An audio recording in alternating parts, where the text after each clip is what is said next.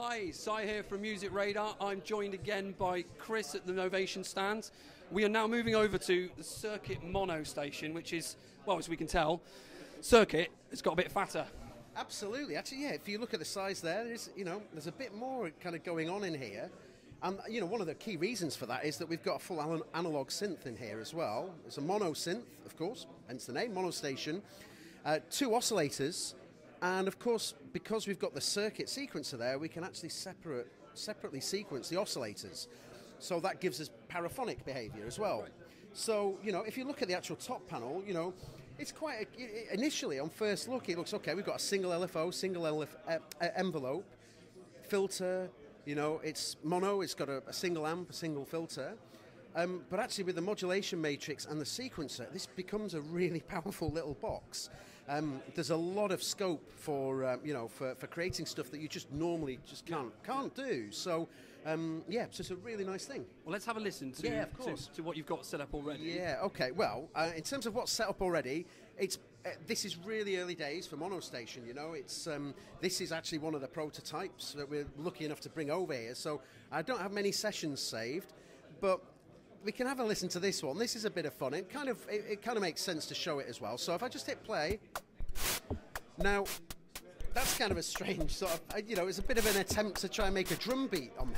But if you look at all the controls here on the top panel, for example, the mixer pots here, they're all lighting up.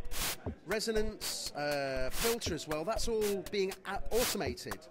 And that's one of the really powerful features on Mono Station, the fact that all of the top panel pots, so actual knobs and faders, are all completely automatable as well. So, it's a pretty powerful system in that respect. But if you want it, we can have a quick listen to sort of how the oscillators... Yeah, let's have a listen to it. So the guts of it is, it's a base station.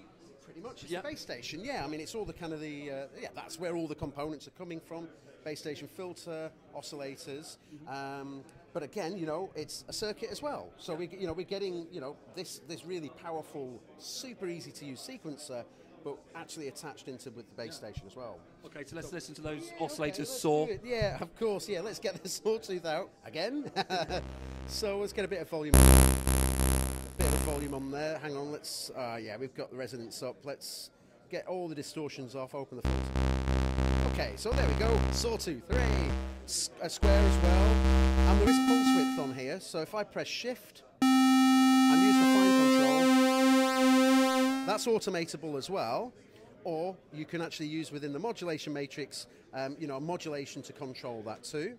We've got sine and triangle as well. So let's just go into sine and just put some little steps in here. Again, quite randomly.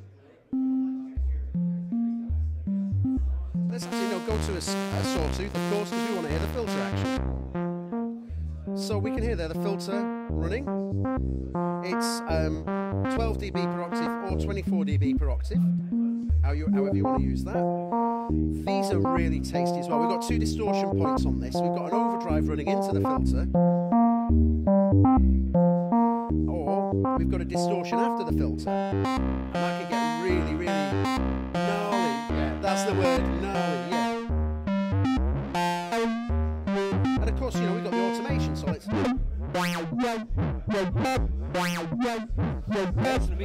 Yeah, exactly, yeah.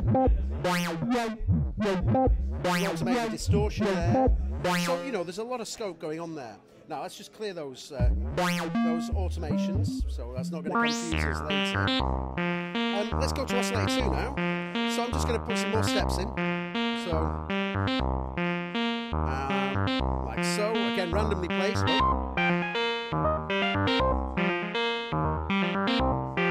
So, of course, we've got single sort of monophonic behavior at the minute, but if I press Shift and paraphonic, the second oscillator is also now triggering the amp and the filter. So here we go. If we go to the modulation matrix as well, let's go to envelope. Let's go to the filter. Add a bit of modulation or envelope to the filter. Bring that down. So you can get some really quite interesting kind of rhythmic stuff using the paraphonic as well. It's really quite nice. If we take it off again, you'll hear the difference. We'll bring it back in. So that's really quite nice. If I bring the two oscillators down, oh hang on, we'll bring in the sub, why not? We've got it there, why not? We can bring that in. Anyway, but what I wanted to do, no, sub is tied to oscillator 1. Just one, okay. Yep. But I wanted to bring in the ring mod because this, I think it's really interesting because we've got the paraphonic aspect. The ring mod is kind of doing some really interesting, oh sorry, wrong button. The ring mod is doing some really interesting stuff. You know, it's because usually a ring mod is kind of working with two sort of fixed pitches, if you like, but the paraphony kind of starts to get some crazy timbre changes in there. Let's get the amp on, yeah.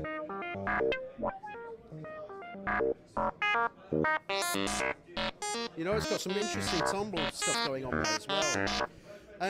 Yeah, so I mean that's kind of oscillator stuff, a bit of modulation up there as well. We've seen the automation with the record.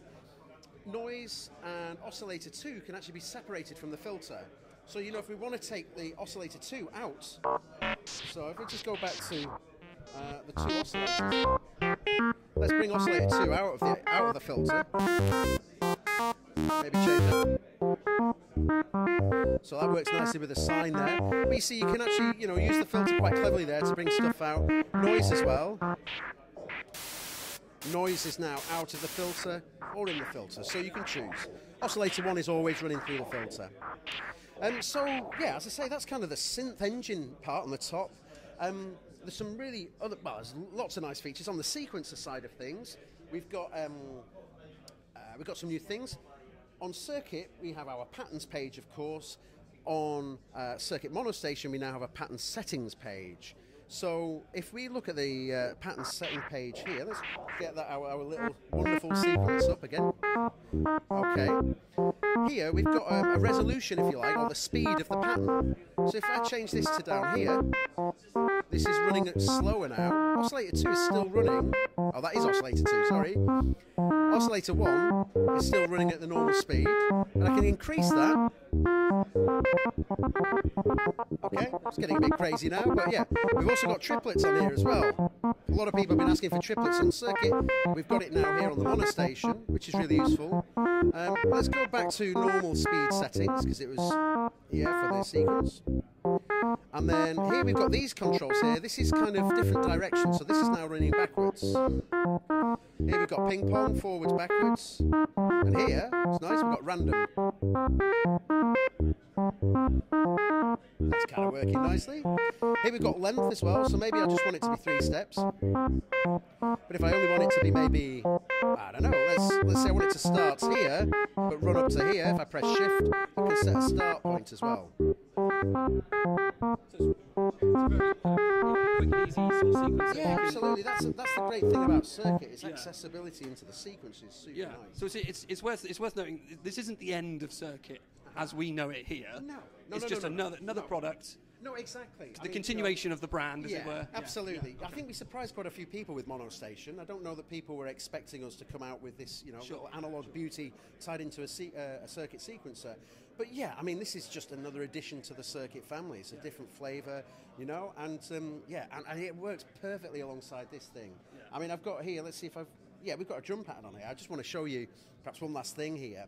I'm going to, let's keep that session running. I've turned everything down though, so we shouldn't have anything. Okay, now if I bring up my audio input here, and let's just bring the Circuit volume in. Now, I've got this basically, it's running through into the audio input on the back here.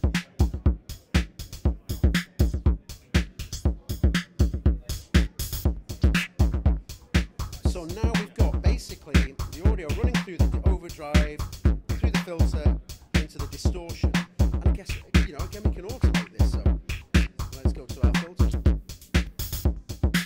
Maybe put LFO on the filter as well.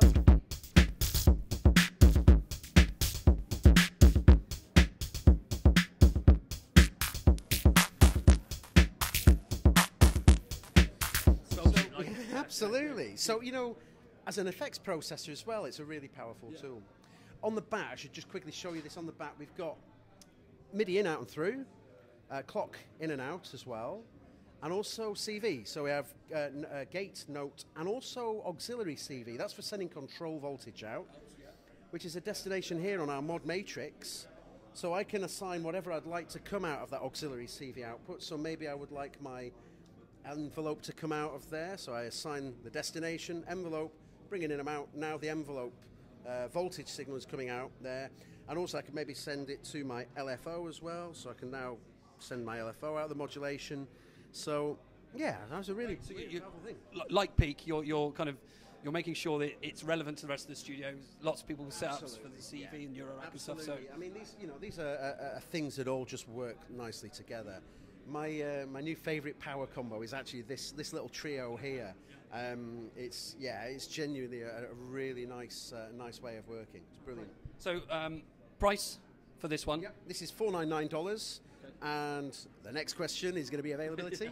That's going to be mid-June. That's what we're a little bit later than this one. Yeah, a little bit later. As I say, there's a little way to go with this in terms of firmware and stuff like this. It's quite a raw firmware at the minute, but it's moving on so quickly. The guys programming it are doing such an incredible job. And presumably that still means that you're going to be developing the circuit as well. That's going to be still more stuff possibly happening. There's more stuff to come with its life circuit. is still very absolutely. relevant. I mean, it's a great box, and I think, where we came with Circuit, when we arrived with Circuit, and we had Circuit in its first iteration, it was kind of okay, that's great, that's a lovely thing. But then as things opened up with the with the firmware updates, the component stuff that we've been doing, more and more can be squeezed out of what we've got in here. And you're quite right. I mean, I think that just brings real value to this product. It's not just something you buy it, you play on it, it's like okay, that's great. It's always kind of it's always coming back and saying, okay, hey, try this bit now. We've got some new features on it. And I think, I certainly really appreciate, where this has got to now. And I think a lot of people out there do as well. So, yeah, all that sort of stuff is still part of the kind of circuit and components ideology. Yeah, and the family's growing. So long may that happen. Thanks so much, Chris, for the lovely demo. Check back soon. We'll be hopefully doing more videos at Superbooth. So, we'll see you soon. Cheers.